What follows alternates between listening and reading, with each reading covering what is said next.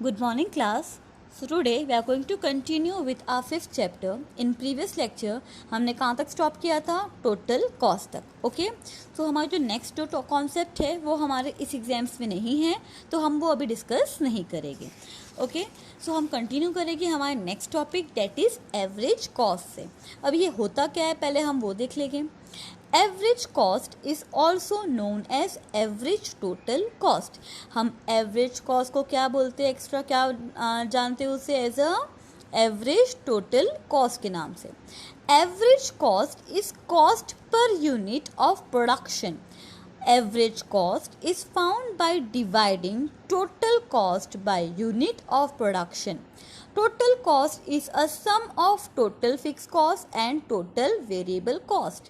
Therefore, total fixed cost plus total variable cost is divided by production unit.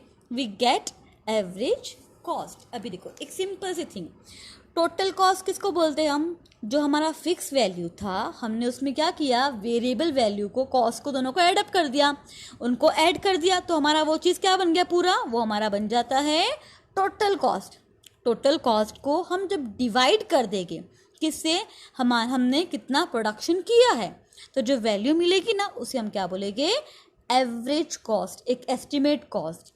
ठीक है, for example ये pen, ठीक है, ये पेन रेडी करना था तो उसका टोटल कॉस्ट इसका था 5 रुपीज़.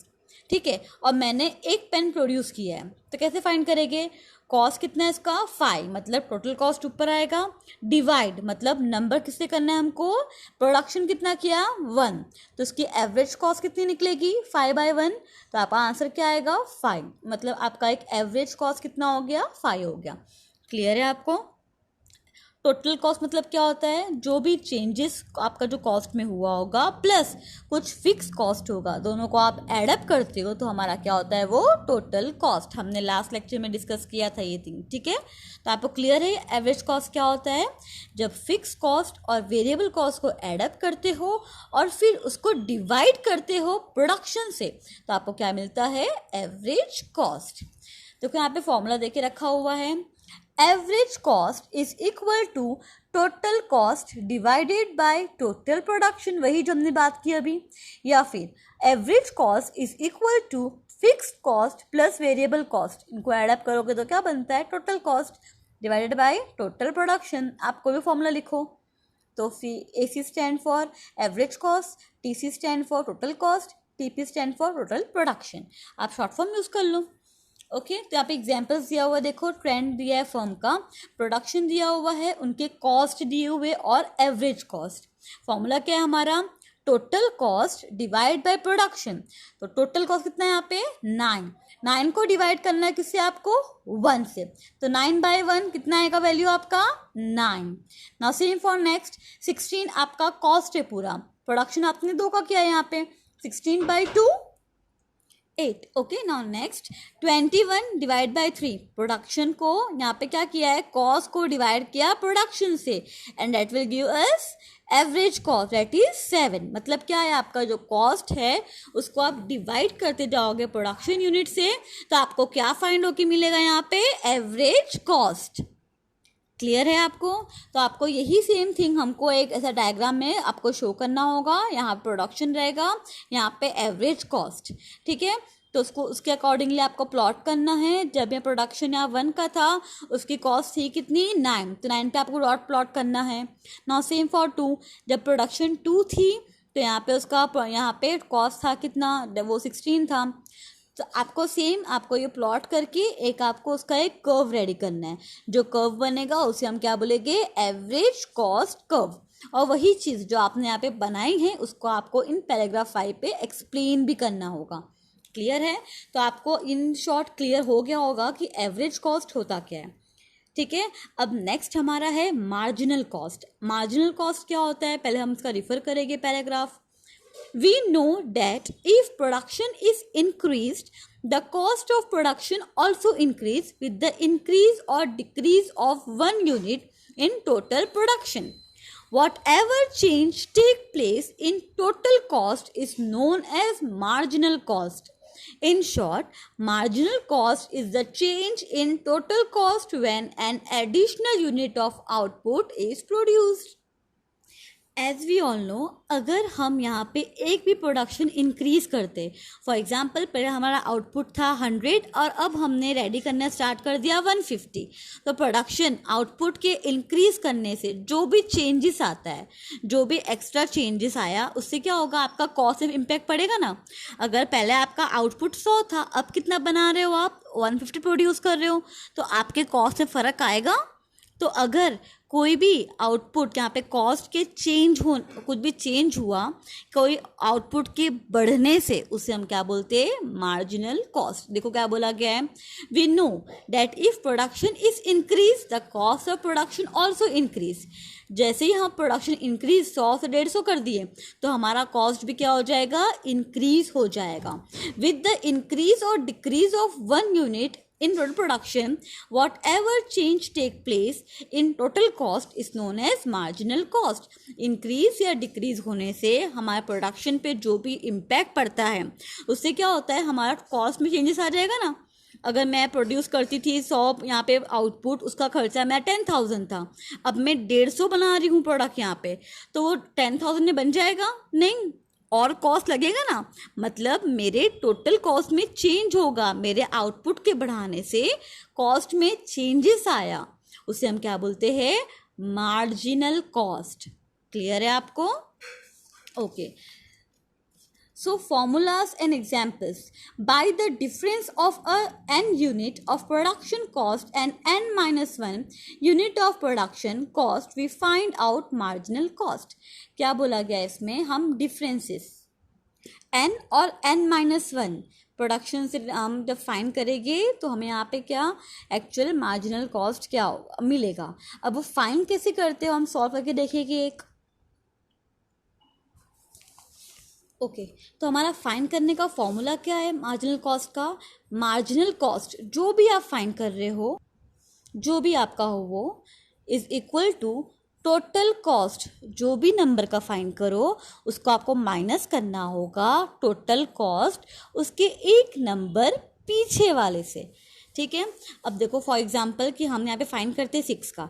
ठीक है, तो मैं यहाँ पे n ले रही हूँ 6, तो फॉर्मूला क्या होगा, टोटल कॉस्ट, आपको क्वेश्चन में दिया रहेगा कॉस्ट किसका, हम फाइंड कर रहे हैं 6 का, तो 6 माइनस टोटल कॉस्ट किसका, n माइनस 1, मतलब 6 minus 1, that will give us total cost 6 minus total cost 5. तो टोटल कॉस्ट 6 की वैल्यू कितनी है आपकी यहाँ पे 54 है, माइनस किससे करना है आपको, टोटल कॉस्ट ऑफ 5 की वैल्यू से माइनस करना है, तो वो आपका हो जाएगा 40. जब आप माइनस करते हो 54 minus 40, that time you will get 14. तो आपको यहाँ लिखना होगा मार्जिनल कॉस्ट 14. तो इस वे से हम फाइंड करते हैं मार्जिनल कॉस्ट. एक और एग्जांपल देख लेंगे हम यहाँ पे. चलो हम ले लेंगे 4 का, हम 4 का फाइंड करते हैं, तो क्या आएगा, वही total cost of 4 minus total cost of 4 minus 1 as per our formula. Okay, so TC4 कितना है हमारा यहाँ पे, TC4 माइनस TC3. तो TC4 कितना है, वो है हमारा 28 है, एंड TC3 कितना है हमारा 21. जब दोनों को माइनस करते हो तो वैल्यू कितनी बचेगी आपकी 7. तो आपका यहाँ पे आ गया 4 का वैल्यू कितना आ गया आपका 7. मार्जिनल कॉस्ट ऑफ 4 का वैल्यू कितना आपका आया 7. क्लियर है आपको कैसे फाइंड करना है मार्जिनल कॉस्ट. तो आपको यही सेम थिंग जब आपका फाइंड करके हो जाएगा तो आपको ये इस डायग्राम में उसको शो करना है और उसको एक्सप्लेन भी करना है. Getting my point clear. हमने 2 चीज़ देखा. क्या देखा, पहले तो हमने देखा एवरेज कॉस्ट क्या होता है और मार्जिनल कॉस्ट क्या होता है. ठीक है, एवरेज मतलब कैसा, हमने एक एस्टिमेट निकाला कि कितना एक का खर्चा बैठा एक प्रोडक्ट के ऊपर, और मार्जिनल का मतलब क्या कि हमारे आउटपुट के बढ़ाने से क्या इम्पैक्ट पड़ा हमारे कॉस्ट पे, हमने वो देखा.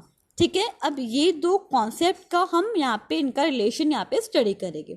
वो क्या होता है, देखो, the relationship between the average cost and the marginal cost hold an important place in the study of production cost.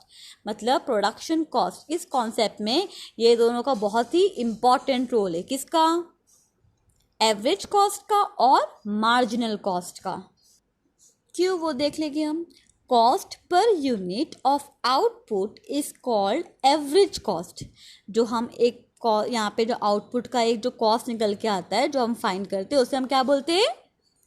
Average cost. And the marginal, अब मार्जिन किसको बोलेंगे हम? जो भी कॉस्ट बढ़ता है हमारे एक्स्ट्रा प्रोडक्शन करने से उसे हम क्या बोलते हैं? यहाँ पे इसको marginal cost. Producer in long run decide to continue production when price of commodity is more than average cost, and in short run will take decision to continue production when price of commodity is more than the marginal cost. In this way, the average cost and the marginal cost play important role in taking a decision about production. Okay, so what they had told us, in long run business जो producers होते हैं वो decide करते हैं कि क्या उनको अपना प्रोडक्शन या जो प्राइस है कॉमोडिटी का वो अगर एक एवरेज कॉस्ट से ज़्यादा, मतलब क्या हुआ उसका, अगर उसका जो प्राइस है वो एवरेज कॉस्ट से ज़्यादा सेट हो रहा है, ठीक है, तो उसे वो कंटिन्यू कर सकता है. एंड अगर शॉर्ट रन है तो डिसाइड करेगा कि वो प्राइस का, अगर उसका प्राइस जो है मार्जिनल कॉस्ट से ज़्यादा है कि नहीं. तो इस तरीके का डिसीजन एक प्रोड्यूसर्स ले सकते हैं इस दो कॉस्ट के बेस पर. क्लियर है? तो यहाँ पे आपको एग्जांपल्स दिया हुआ है, एक डायग्राम दिया हुआ है जिसमें आपको total cost, average cost and marginal cost तीनों को आपको यहाँ पे मिक्सअप करके दिया हुआ है. देखो यहाँ पे आउटपुट उसका क्या 1, कॉस्ट कितना था उसका 20, एवरेज था कितना उसका 20, तो मार्जिनल कॉस्ट नील, क्योंकि यहाँ पे क्या जो कॉस्ट और एवरेज कॉस्ट सेम है. अभी जो स्टार्ट प्रोडक्ट जो प्रोड्यूस था वो 1 प्रोड्यूस हुआ, ठीक है, यहाँ पे कोई भी एक्स्ट्रा यहाँ पे प्रोड्यूस नहीं हुआ है. अब आगे प्रोड्यूस होना स्टार्ट हुआ है. देखो जब इसका प्राइस कितना था यहाँ पे 2, तो उसका यहाँ पे कॉस्ट कितना था 35, तो एवरेज कितना आएगा 35/2, डेट विल गिव अस 17.5. तो यहाँ पे एक्स्ट्रा यूनिट ऐड हुआ है. तो फॉर्मूला क्या था हमारा फाइंड करने का मार्जिनल कॉस्ट का? n - 1 है ना. तो हम जो सपोज 2 का फाइंड किए तो 2 - 1 कितना होता है 1, तो 2 - 1 35 - 20 हम फॉर्मूला पुट करेंगे ना वो वहाँ वाला, तो हमारा कितना गैप इसका आया 15 का, तो हमारा कॉस्ट आ गया कितना 15. तो इस वजह से आपको यहाँ पे टेबल पूरा फाइंड करना है. क्लियर है? जस्ट एग्जाम्पल है ये आपको कि एवरेज कॉस्ट, मार्जिनल कॉस्ट कैसे फाइंड किया है. ओके, आपको उसके बेस पे यहाँ पे प्लॉट करना है. पहले आप प्लॉट करोगे एवरेज कॉस्ट का और फिर आप प्लॉट करोगे मार्जिनल कॉस्ट का. उसका आपको कर्व भी रेडी करना है. अब ये कर्व से हमें क्या मालूम पड़ता है वो देख लेंगे. पहला point, marginal cost less than average cost. Initially average cost decrease, then marginal cost also decrease. Starting में क्या दिख रहा है कि हमारा यहाँ पे क्या मार्जिनल कॉस्ट जो है यहाँ पे एवरेज कॉस्ट डिक्रीज हुआ, उसके साथ साथ मार्जिनल कॉस्ट भी डिक्रीज हुआ, ठीक है, more rapidly than the average cost. हमें यहाँ पे देख के मालूम पड़ रहा है कि जो मार्जिनल कॉस्ट है वो यहाँ पे क्या हो रहा है, ज़्यादा तेज़ी से डिक्रीज हो रहा है as compare to average cost. वो स्लोली डिक्रीज हो रहा है ना, बट यहाँ पे ज़्यादा फास्ट कौन डिक्रीज हो रहा है यहाँ पे marginal cost. That is why when marginal cost curve is decreasing in it remain below the average cost curve. जब यहाँ पे बहुत तेज़ी से अगर डिक्रीज होता है मार्जिनल कॉस्ट तो उसे हम क्या बोलते हैं कि ये हमारा क्या एवरेज कॉस्ट से कम है, हमारे एवरेज कॉस्ट से वैल्यूज़ की कम है. सेकंड हमारा क्या कब बोलेंगे कि मार्जिनल कॉस्ट और एवरेज कॉस्ट इक्वल है. देखो जहाँ पे ये यहाँ पे देखो मैच हो रहे, जहाँ पे ये लिंक हो रहे उस वक्त हम क्या बोलेंगे कि मार्जिनल कॉस्ट और एवरेज कॉस्ट क्या है यहाँ पे दोनों इक्वल है. देखो when average cost is minimum at that time marginal cost curve in intersect to the average cost curve from the below, and the marginal cost and average cost become equal. यहाँ पे क्या हुआ, वो तो slowly अपना यहाँ पे क्या कम ही हुआ, और एक वक्त पे ऐसा क्या हुआ, दोनों इंटरसेक्ट हुए। जहाँ वो इंटरसेक्ट हुए उसे हम क्या बोलेंगे कि बोथ आर इक्वल, जहाँ पे marginal cost and average cost equal है। अब थर्ड वन, जहाँ मार्जिनल कॉस्ट ज़्यादा है एज कंपेयर टू यहाँ पे एवरेज कॉस्ट से। कैसे देखो, when marginal cost curve intersect the average cost then both cost start to increase. इसके इंटरसेक्ट होने के तुरंत बाद दोनों यहाँ पे क्या इंक्रीज की फॉर्म में चला गया है ना। इंटरसेक्ट के बाद दोनों कहीं ना कहीं इंक्रीज ही हो रहा है। From the below and the marginal cost and average cost after this point increase in marginal cost is rapid, but the increase in average cost, therefore marginal cost curve above the average cost curve is given in the diagram। क्या बोला गया है, देखो clearly हमें यहाँ पे diagram से समझ में आ जाएगा ये तीन कॉन्सेप्ट क्या बता रहे हैं। यहाँ पे आपका क्या बोला है कि एवरेज कॉस्ट यहाँ पे ज़्यादा है, एवरेज कॉस्ट जो है आपका यहाँ पे ज़्यादा है किससे, मार्जिनल कॉस्ट से।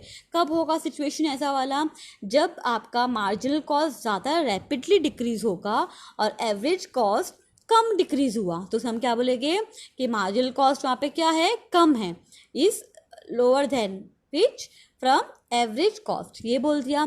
अब सेकंड पॉइंट में क्या है, जहाँ marginal cost and average cost दोनों इंटरसेक्ट हुए उसको हम क्या बोलेंगे, they both are at a equal position. और उसके बाद से नेक्स्ट हमारा क्या है, मार्जिनल कॉस्ट ज़्यादा है, मार्जिनल कॉस्ट जो हमारा है वो ग्रेटर है किससे, एवरेज कॉस्ट से। कब बोलेंगे हम, जब ये दोनों इंक्रीजिंग वे में जा रहा है लेकिन जो मार्जिनल कॉस्ट है वो ज़्यादा इंक्रीज हुआ, उस वक्त हम क्या बोलेंगे, मार्जिनल कॉस्ट जो है वो ग्रेटर है एवरेज कॉस्ट से। क्लियर है आपको? ओके तो हम अपना नेक्स्ट टॉपिक स्टार्ट करेंगे, वो है long run average cost curve. According to Benham, in the long run, there is no distinction between fixed cost and variable cost. The classification of cost as fixed and variable become irrelevant in the long run, as all factor of production became variable. In order to increase production in long run, factor of production can be altered in any proportion. Therefore, the scale of firm expand. For example, the remuneration paid to employee is considered as a fixed cost in the short run. However, in the long run, in response to an increase in demand, if producer decrease to increase production, then she or he may employ new worker or buy new land or rent in the new land, etc. Thus, factors which are fixed in short run become variable in long run. अभी क्या बोला गया है, देखो अब तक हमने short run का डिस्कस किया, अभी हम देख रहे हैं long run average cost curve. Okay तो हम यहाँ पे लॉन्ग रन में अकॉर्डिंग टू बेहनम उन्होंने क्या बोला कि फिक्स्ड और वेरिएबल कॉस्ट का यहाँ पे कोई अलग यहाँ पे रिलेशन है ही नहीं। ये जो हम स्टडी कर रहे हैं फिक्स्ड और वेरिएबल को ऐड किया टोटल कॉस्ट पड़ा, वो सब शॉर्ट रन में एप्लीकेबल है, लॉन्ग रन में सब इक्वल है। क्यों? क्योंकि यहाँ पे कुछ ना कुछ यहाँ पे वेरिएबल ही फॉर्म में रहता है।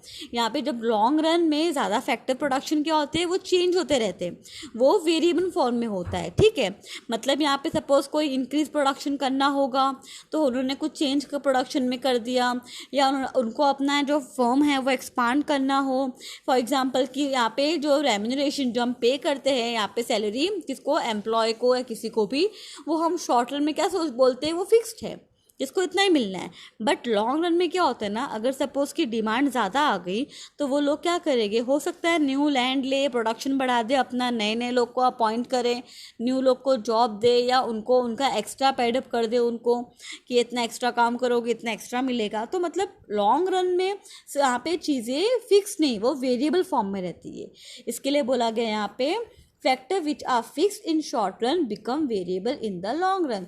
जो जो चीज़ें शॉर्ट रन में फिक्स्ड होती है वो लॉन्ग रन में आके क्या हो जाती है, वेरिएबल हो जाती है। क्लियर है आपको? Okay now our next and last concept, that is concept of revenue. In capitalist market structure, the main objective of production is to maximize profit. Therefore, the concept production is to maximize profit. Therefore, the concept of revenue assumes significance. When total revenue of firm is higher than its total cost, profit occur, and if total revenue is lower than total cost, losses occur. However, while analyzing profit in the short run, the concept of average revenue and marginal revenue are used more often.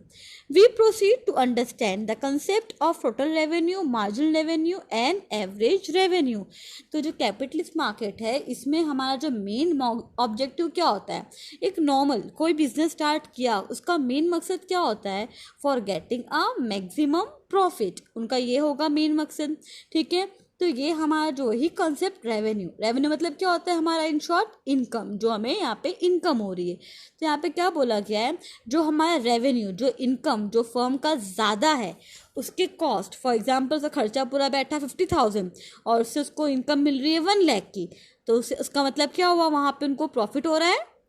उनका cost कितना था, खाली 50,000, उनको revenue मिल रहा है वहाँ पे इतना 1 लाख का, तो प्रॉफिट हुआ. अगर सपोज कि यहाँ पे कॉस्ट जो है वो ज़्यादा है और रेवेन्यू कम है, यहाँ पे सपोज कॉस्ट 1 लाख है और उसको मिल रहा है 50,000 खाली, तो क्या होगा, लॉस. तो ये जो चीज़ें हैं यहाँ पे, क्या कब प्रॉफिट कब लॉस, ये चीज़ें मोस्टली एप्लीकेबल हमारा यहाँ पे ये कॉन्सेप्ट किस में होता है, शॉर्ट रन में. ठीक है, तो इसमें हम यहाँ पे 3 जो यहाँ पे कॉन्सेप्ट है वो रिफ़र करेंगे. तो पहले हम स्टार्ट करेंगे टोटल रेवेन्यू से. Okay, so by selling of product unit money receive by firm is known as revenue. As we all know, हमने कोई चीज़ बेचा, जो पैसा आया उसे हम क्या बोलेंगे, रेवेन्यू, हमारी income. Total income receive by firm from sale is called total revenue. पूरी इनकम, जो हमने जो प्रोडक्ट पूरा प्रोड्यूस किया था वो सब बेचने के बाद जो इनकम मिला उसे हम क्या बोलेंगे, total revenue. The income is known as total revenue or sale revenue. Firm total income is based on 2 things. कौन से थिंग पे बेस्ड है, देखो वो प्राइस पर यूनिट और sale. When both factor as और any one factor change, the revenue of firm change. Let us try to understand total revenue with the one example. A firm produce pen and per unit market price of pen is 50 and sale of firm is 100 unit of pen. Then total revenue of firm is 100 into 50 is equal to 5,000. To find out revenue, the formula is used. Okay, simple सा thing जो हमने बहुत पहले भी पढ़ा है कि हमें यहाँ पे इनकम कैसे मिलेगी, कैसे मालूम पड़ेगा. अगर सपोज़ कि ये पेंसिल है, अगर ये पेंसिल 5 रुपीज़ की है और कंपनी ने ये 100 पेंसिल प्रोड्यूस किया है, तो टोटल रेवेन्यू कितना मिलना चाहिए. तो हमने यहाँ पे कितना प्राइस कितना है इसका, 5 रुपीज़, तो उसको हम डिनोट करेंगे पी, कैपिटल पी से. क्वांटिटी कितनी है वो 100, तो 100 इंटू 5, तो कितना हो जाएगा वो आपका 500. तो आपका टोटल रेवेन्यू कितना हो जाएगा, 500. क्लियर है. If the sale unit of commodity increase और डिक्रीज और प्राइस इंक्रीज और डिक्रीज और there is a change in both factor, the firm total revenue change. क्या बोला गया है, हमें पता ही है. अभी तो ये 5 रुपीज़ की मेरी पेंसिल है, अगर मैंने 100 क्वांटिटी सेल किया यहाँ पे, तो मुझे यहाँ इसके 500 तो मिलने ही हैं. ठीक है, अगर सपोज मैंने यहाँ पे 100 के बदले मैंने 200 प्रोडक्शन कर दिया, तो कहीं ना कहीं मेरे रेवेन्यू में चेंजेस आ जाएगा, है ना. तो वही बोला गया है कि या तो मैं प्रोडक्शन 100 से 200 कर दूँ या 100 से 50 कर दूँ, कुछ भी मैंने आउटपुट में चेंज किया तो उसका सीधा असर किस पे पड़ेगा, मेरे रेवेन्यू पे. अगर मैं ज़्यादा बढ़ा दूँगी तो उसका मुझे ज़्यादा फ़ायदा होगा, कम कर दूँगी तो मुझे कम यहाँ पे फ़ायदा होगा. तो ठीक है, वही बोला गया है कि अगर हमने अपने यूनिट में कम ज़्यादा किया तो हमारे यहाँ पे रेवेन्यू में भी चेंजेस हो जाएगा. Okay, now next that is average revenue. Average कैसे फाइंड करेंगे हम, we find out average revenue of firm by dividing total revenue to unit means. मतलब क्या बोला गया है ना, एवरेज, किसी का भी एवरेज निकालना मतलब कैसा होता है ना, जितना भी आपका जो कॉस्ट, जितना भी आपका जो खर्चा बैठा होता है उसको आप डिवाइड करोगे कितने थे, कितना प्रोडक्शन हुआ है आपका. ठीक है, तो आपको एक एवरेज मिल जाता है. तो सेम यहाँ पे भी है कि आपका टोटल कितनी इनकम मिली, तो आपको सपोज यहाँ पे इनकम मिली है यहाँ पे 500 की, है ना, पेंसिल की, और आपका सेल कितना हुआ, डिवाइड करोगे उसको सेल से.